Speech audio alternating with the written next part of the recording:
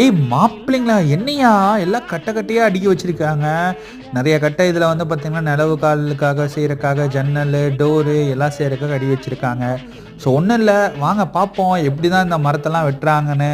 So ஒன்றும் இல்லை, நார்மலாக வந்து பார்த்திங்கன்னா பெரிய மரமாக இருக்குது பார்த்திங்களா, அதை கொண்டாந்து வெட்டி கொண்டாந்து இந்த மிஷினில் வந்து வேணுங்கிற ஷேப் நம்மளுக்கு என்ன பொருள் செய்கிறோமோ அந்த பொருளுக்கு தகுந்த மாதிரி கட் பண்ணுறாங்க. ஸோ நம்ம இந்த மரத்தை வந்து பார்த்திங்கன்னா நம்ம சென்ட்ரிங் பலகை வேணும்னு நம்ம மாப்பிள்ளை சொல்லியிருந்தோம் அவங்க கன்ஸ்ட்ரக்ஷனுக்காக.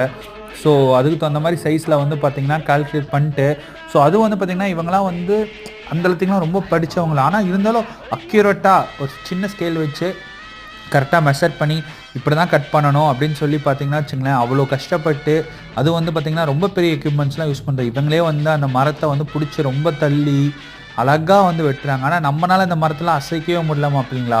ஸோ ஏன்னா இவங்களாம் வந்து அந்த காலத்துலேருந்து ஒர்க் பண்ண அந்த ஒரு உடும்பு புடி மாதிரி